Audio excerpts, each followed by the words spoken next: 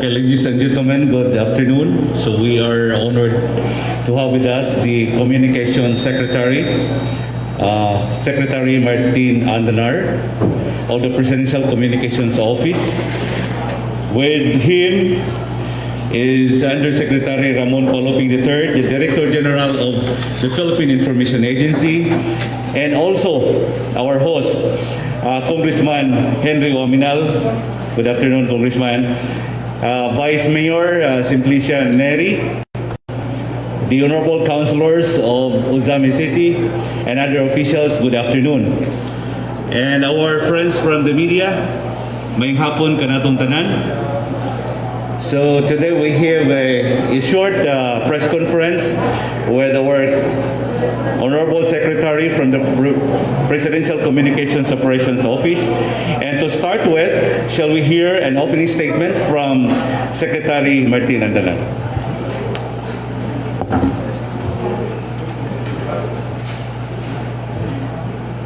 Thank you, Frank. Una sa tanan, pasalamat ko sa mainiton nga pag-adawat nato. As usual, ang atong pinangga, ang atong girespetar, ang atong godfather dari sa Misamis Occidental, si Deputy Speaker Henry OAMINAL. Ingon ko banggiitan, girespetar akong gitahod.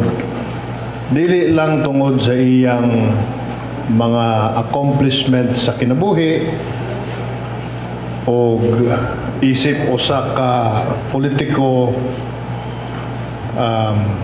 ilado diri sa ato sa Region 10, kundili tungod pod sa iyang pagsuportar sa PCOO sa niaging upat ka tuig nga ga-deliver mi og budget every time nga magkita mi ni Deputy Speaker. Moingon gid siya nga iyaging gasuportahan ang PCOO. Salamat kayo, Deputy Speaker. Ikaduha, tungod kay ang pamilya sa akong asawa, akong ipaila-ila ninyo akong asawa, si Aleli Aguilar Andanar. O dito ba? Guwapa kayo na siya. Labi nagwalay mask. Close kaayo ang pamilya sa akong asawa o pamilya ni Congressman or Deputy Speaker OAMINAL.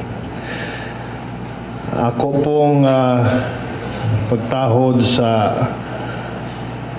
atong Vice Mayor, si Vice Mayor Neri, kauban mi ganiya, nangaon mi, o atong mga Ozami City Councilors, tapos of course ang akong Undersecretary, kauban ako si Mon CUALOPING, siya akong Director General for the Philippine Information Agency. I understand nga on the way na diri si Mayor OAMINAL, so ato na lang hulat-hulaton gamay. Para sa atong media, nakita na punta. This is our second time, third time na, no? And it's always good to engage with the media. Maumaya akong permi protocol na mo engage ko ninyo every time nga moagi ko sa inyong teritoryo.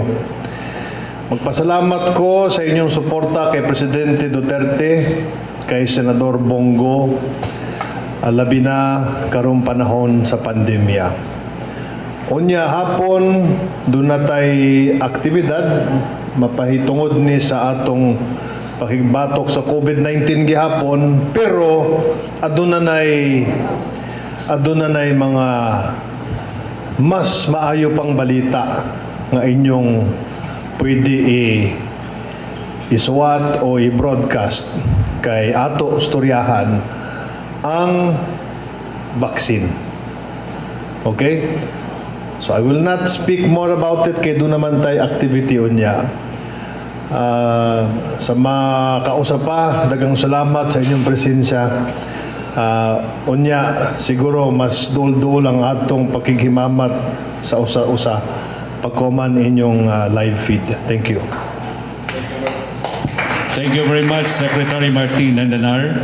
And we have here our friends from the media, from the best channel, MBC, Uzamis ADXDD, Pangil Bay Monitor, Radio Positivo, Oroqueta Community Channel, One TV, Dali TV, and other outlets based in Misamis Occidental. So the first to ask her question is Miss Neptali Batoleño. Mr.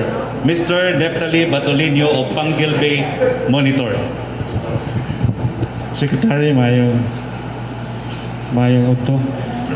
Ay, bisag niingon ka nga, unya namin mangutana about kuan, for the welfare of the media.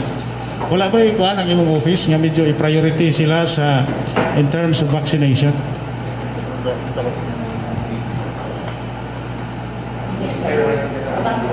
Okay. Ang office sa press secretary wala ba, I mean sa PCOO wala ba for the welfare of the media? Okay, thank you. Wag mo na mong pangutan na kay katong mangyaging adlaw, nagstorya ni Secretary Charlie Galvez. Akong gimension niya nga base sa among meeting sa Cagayan de Oro Media o sa Bukidnon Press Club, hangyo man ang atong mga amigo dito kung pwede nga iuban sila dito sa mga frontliners. So muna akong gihangyo kay Secretary Galvez nga iuban ang media dito sa 2 million nga mga frontliners. So iyan ang pagitaag paagi kung saon na. Of course, ang akong priority, ang akong industriya. Ang akong industriya, ang media. Kinsa man ang media, kamong tanan. Kaya nagtuo ko nga kung magpabaksin mo, kung kamo po'y unahon, dagan mo mga followers, mga viewers, mga readers, nga inyo pong pwede impluensyahan. Kinahanglan nato na karon kay ubos kaayo ang kumpiyansa sa tao sa vaccine. So I pray, pero ingon man si Secretary Galvez nga in principle approve na siya nga uban ng media sa frontliners. Follow up. Follow-up question from Neptali also to USEC. Sir, Undersecretary, mayong uto. Ano sa role sa PIA with regards sa vaccination?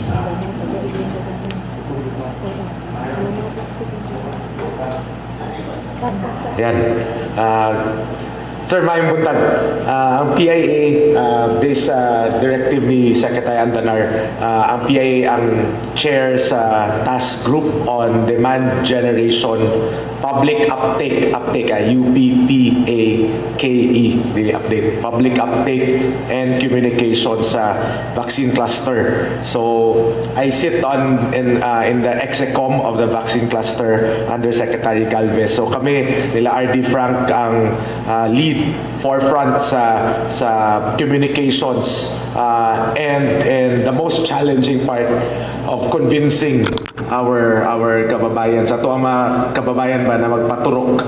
So ang PIA ang gahimo sa communications engagement plan sa money isa ni sa atong himuon karong hapon kani among ginatawag na explain kay dapat masabtan gyud sa ato ang mga kababayan kung unsa man gyud ang benefits sa vaccine kay daghan mao na mga ipon mitabang sa inyo kay daghan kay fake news, daghan kay mga maling balita tungkol sa vaccine. So mga imitabang sa inyo kay ingon gani ni Secretary, kamo ang influencers sa ato ang mga spheres of influence, di ba? Sa ato ang mga circles. So unya kung namoy time unta maminaw pud mo man mo attend mo kay among ilatag sa inyo ang roadmap, ato ang National Vaccination Roadmap, kauban po ng Department of Health, kauban ng Department of Agriculture, ug ang Department of Social Welfare and Development na diri ilang spokesperson,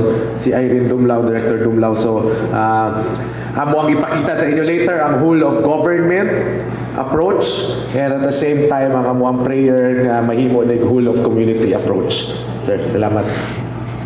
Thank you very much, USEC Ramon CUALOPING. So the next to ask question is Tata Rojas of MBC. Mayong hapon sa tanan. It's either ni Secretary or ni USEC ang tuwag. In relation to fake news, doon naman tayo campaign nga no to fake news. O saan na naabta ni ini? Yun sa pag-deal sa PCOO, kining daghan kaayong nagkatag karon nga mga dummy account nga it's either to destroy the personality, especially those in government, and especially to President Duterte. Kasi ano na pag-deal in relation to our campaign no to fake news? Hello. Tinuod na ma'am, naagay mga troll army, na troll farm sa social media. The sad reality is that the social media platforms are privately owned, and these are foreign companies. Most of them, actually, if not all of them. So we don't have any control on their interface, on their platform. So it will be very difficult for the government to really stop them. And the deputy speaker is here. I think there have been bills filed against fake news, but the stand of the PCOO is that it needs to be further studied, because we don't want any prior restraint in terms of freedom of expression and freedom of speech. So, yun po. But at the same time, we in the Presidential Communications Office and the Philippine Information Agency, we do our best to dismiss this information. How? By continuing our efforts to explain and to inform people, because at the end of the day, I think to empower the citizenry, we need people to understand na makasabot sila unsa inahitabo, unsa man gyud ang programa, unsa ang polisiya. Kay kung dili sila kasabot, at the end of the day, dali sila mutuo sa mga maling balita. Mao na di mi undang dag na mga town hall meetings, media engagements, social media, pero I think ako lang yung personal opinion. I think ang labanan dili sa social media kay balutad, lines have been drawn. Either pro Duterte ka or dili, klaro na, di ba? But I think ang pinaka-important is how to empower your communities. Mo na din na focus sa PIA, ang favorite line na mo, development communications, because that will really impact the thinking and paradigm of our people. Dili siya kayo black and white, kay daghan kay facets ang development communications, as we all know, right? So di mi undang, but I think that's the only way in a free and democratic society. Let me just add to that. But before I do, I'd like to recognize also the presence, acknowledge the presence of our very able partner and very famous DSWD spokesperson, Irene Dumlao, who is with us. Kauban natin siya karon. So kung doon na mo yung mga questions about DSWD, she's here. Okay, let me just add to that and put it on record nga atong hinumduman nga it was the PCOO who put forward the topic of fake news and set up the first roundtable discussion on fake news in the ASEAN region.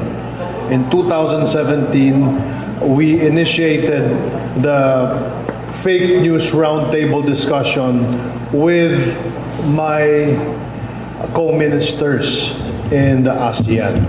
Now, Mon was talking about policies that the PCOO has done, appeal na ning dismiss disinformation. We want it to be institutionalized but we know we only have 15 to 16 months left in government. So what did we do?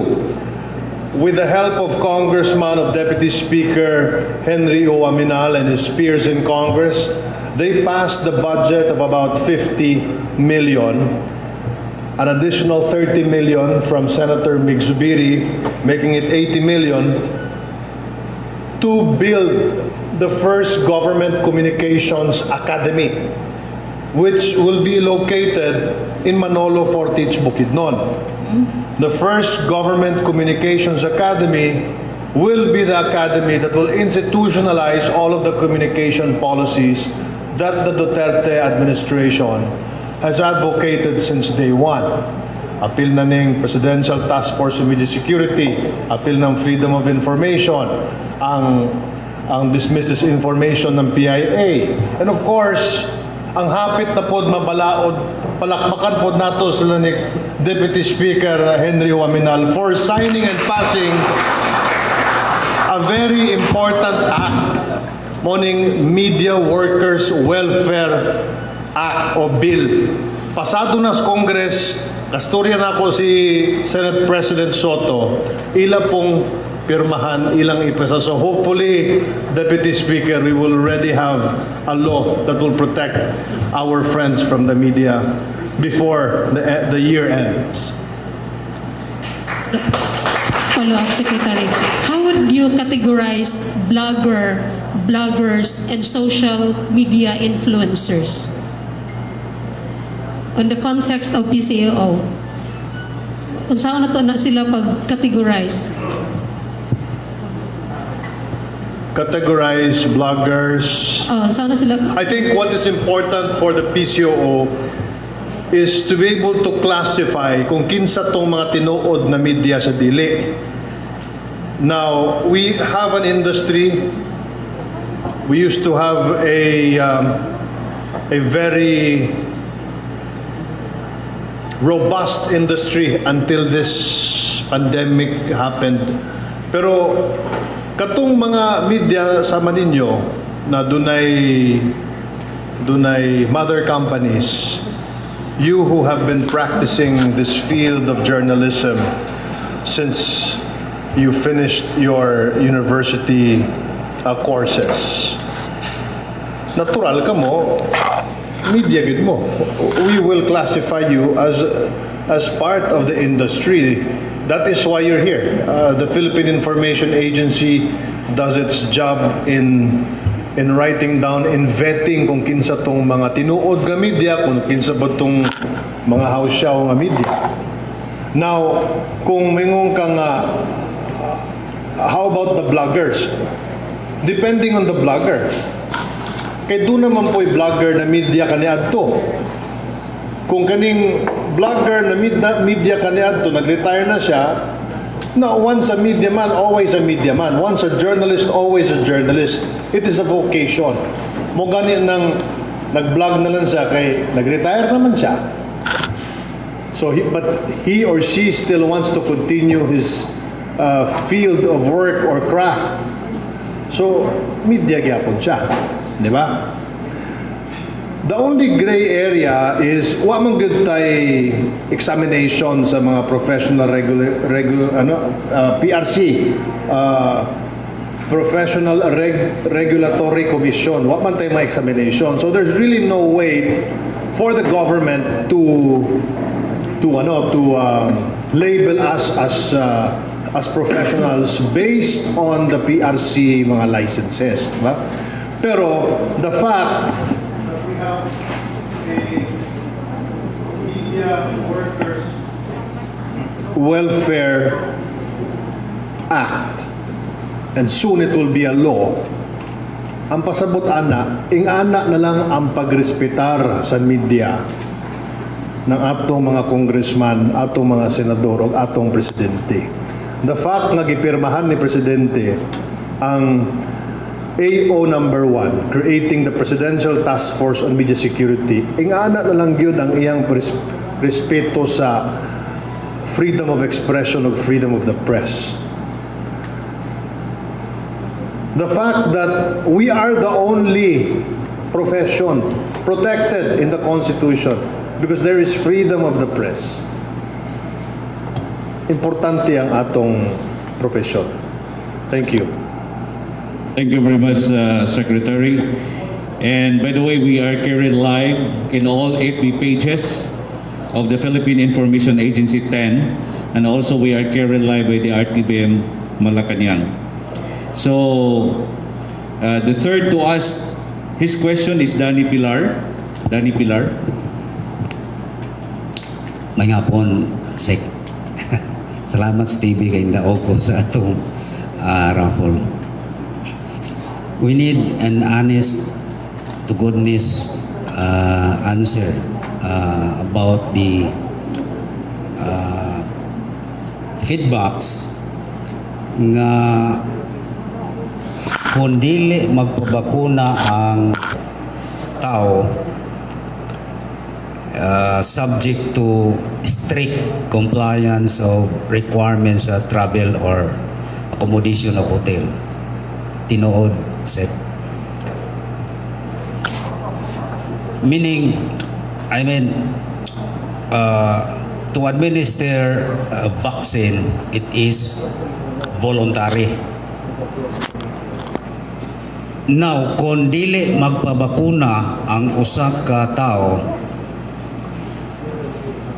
kung mo travel, kinahanglan pa gyapon ng mga travel documents, kaya gaingon sila nga kung magpabakuna ka, no more travel documents. Which is which?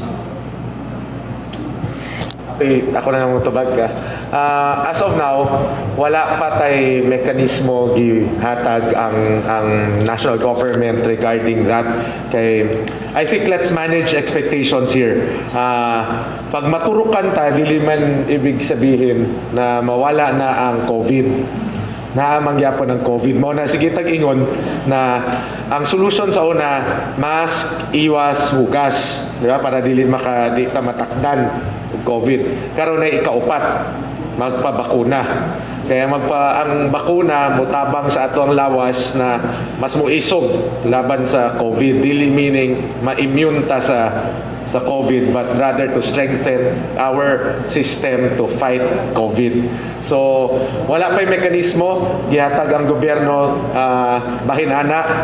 What is sure is that it will help fight our bodies. It will help us fight the pandemic. Pero the movement of the people, that we have to study pa.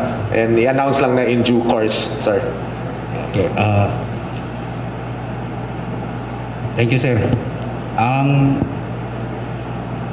gabi, matod pa nga si President Duterte ready na magpabakuna sa publiko. What kind of vaccine to be administered to our President? Do you know what kind of vaccine?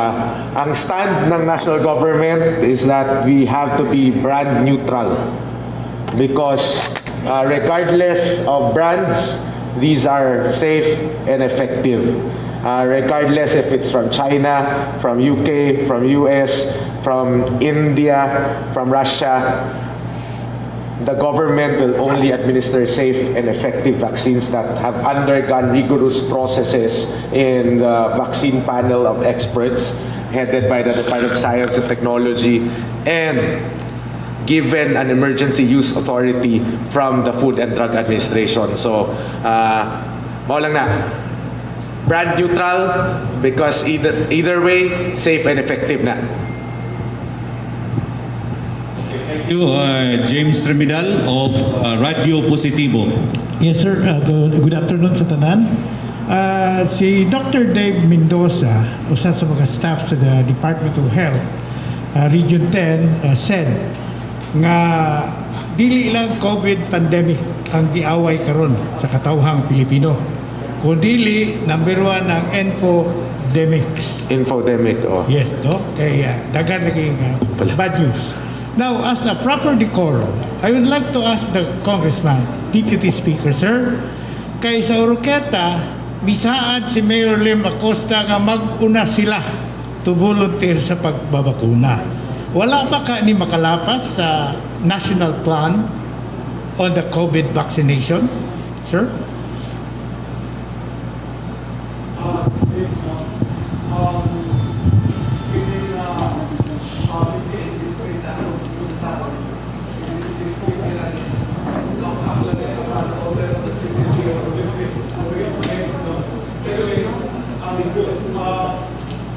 I'm sorry. Yeah. Ang kini nga media engagement sa atong secretary, si Deputy Speaker, back up lang ni upon order of the City Mayor who is not yet here now because na-delete iyang flight. So the issue is something that is local.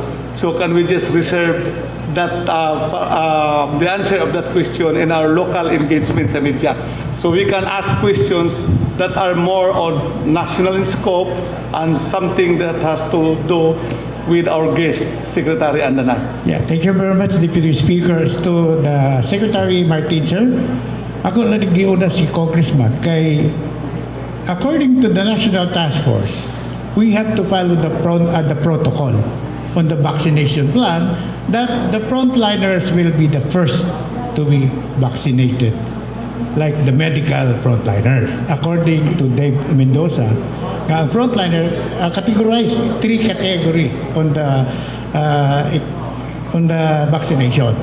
So, ako ipagkutanan sa congressman kay siya magbigitahon karon sa entero Misamis Occidental kung okay ba nga mag-una ang mga local officials instead of the frontliners nga mag-volunteer sa pagpabakuna aron nga kining infodemics nga nagkalat karon masumpo o tan-awon ang mga political leaders nga nagpabakuna mismo para makita kung unsa gayud ang epekto sa bakuna.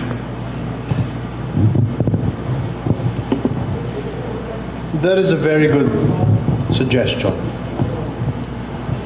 Yet a suggestion that should be decided upon by the LGU.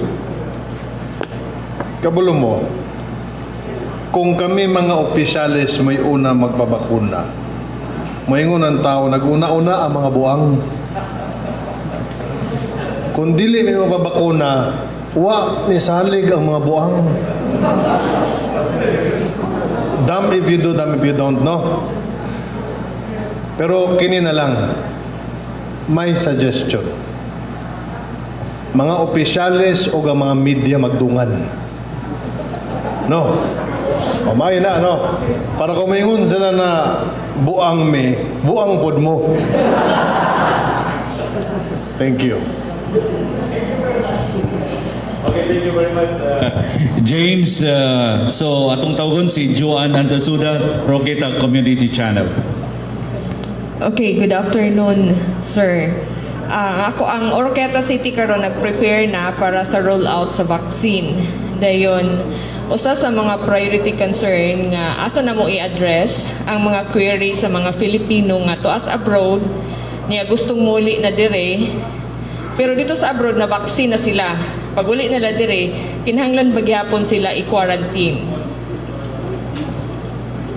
Ma'am, our current IATF protocol dictates that regardless kung naturukan or wala, they have to undergo the quarantine and testing process upon arrival from overseas, especially that there have been mutations to the virus. There are new variants from UK, US, from Africa, from the Middle East, so they still have to undergo the process. Same way sa gipangutanan ni Sir ganina about the movement intra-region within the Philippines, mas samot na pag gikan overseas kay wala pay global standard as of now, wala pay gihatag ang WHO, although naay mga proposal na vaccine passport ilang ginatawag, pero napa na sa proposal level, wala pa gipag-agrihan sa mga member states sa World Health Organization, ma'am. So as of now, we still strictly follow ang IATF guidelines on returning or arriving overseas Filipinos, ma'am. Okay, thank you very much. Final question from Manuel Ronquillo, DXDD. Thank you. Good afternoon, Secretary, kang Deputy Speaker OAMINAL and USEC. Kang Secretary Andanar, since pandemic, mga pila na kalugar imong nabisitahan, pagbisita sa mga media. Since nagsugod ang pandemic sa COVID-19, pila na ka mga lugar nga bibisita ka sa mga media?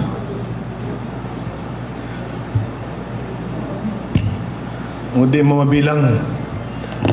Kay wa mi ni undang ni Mon CUALOPING sa pag-engage sa mga media, engage sa mga LGU sa Luzon, dito mi sa Laguna, halos tanan mga munisipyo sa Laguna akong gibisita. Isip Big Brother ng Laguna kaya ako may nga na-appoint sa NTF kaniadto. Dito po Miss Batangas, sa Quezon, sa Baguio, Dagupan, Nueva Ecija, Pampanga, diris Mindanao, Isip Cords, diris sa Atoa sa Region 10. Ako pong gibisita ang Lanao del Norte, Cagayan de Oro, sa Bukidnon, dagang munisipios Bukidnon, halos tanan munisipios Bukidnon akong giadtuan, ato pug Cotabato, Kidapawan, ang dami no. Tapos katong mga niaging simana dito mi sa Cebu, Siquijor, sa Dumaguete, kahapon dito mi sa Pagadian, diri Ugma sa Dapitan nya Dipolog. Last week dito mi Surigao Sur, Surigao Norte, Agusan Norte, Agusan Sur. Ang akong point is, kung dili may mo libot ni USEC CUALOPING, murag kulangan mi sa sa kanang output. Dili mahimo nga makit-an lang ko ninyo sa TV, madunggan ko ninyo sa radyo. Ako nagtuo nga importante nga makit-an ko ninyo in the flesh para inyog yung maingon sa inyong kaugalingon nga dunagyoy pagtagad ang atong kauluhan, ang atong national government. Dili lang sa Manila kundi sa tibuok Pilipinas. Pasalamat ko sa media sa inyong suporta, labi na ang kapisanan ng mga broadcaster ng Pilipinas. So good adtong March 16, 2020, sige na mo simulcast sa laging handa nga programa. Salamat po sa akong mga na-partner din sa Network Briefing News, gawas lugar sa trabaho sa PIA. Katungod kay wala po mo nibiya na mo Monday to Friday na ako'y mga LGU Kasturya, local media Kasturya para ma-bridge nato ang local o ang national government. Thank you. Okay. Secretary, sa pagbisita mo sa mga local media, sa mga sentimiento or tugpo niya nimo, labi na karon, labi na katong mga napiktahan yun sa pandemya o ba na wadag trabaho ng mga media? Mo gina siya. Dagan gyud ang wad ang trabaho sa Pampanga, dagan po na wad ang trabaho. Tanan man ta nagsakripisyo na apektuhan. Dili ra ang media industry kundi apil ang manufacturing industry, ang service industry, ang agricultural sector na apektuhan pod aning pandemya. Munang importante nga masuportahan in taon ninyo ang gobyerno sa pagsibya nga kinahanglan magbabaksin. Kay 25% nga motuo is very low. Kinahanglan nato 70% nga maturukan ani para atong ma-achieve katong gitawag nga herd immunity. Wailain makatabang gawas lugar sa mga opisyales o sa mga pari nga nastorya nako. Kundili ang media, dako yung contribution ang media ani. Thank you. Okay, to wrap up, let's hear a closing statement from USEC Ramon CUALOPING.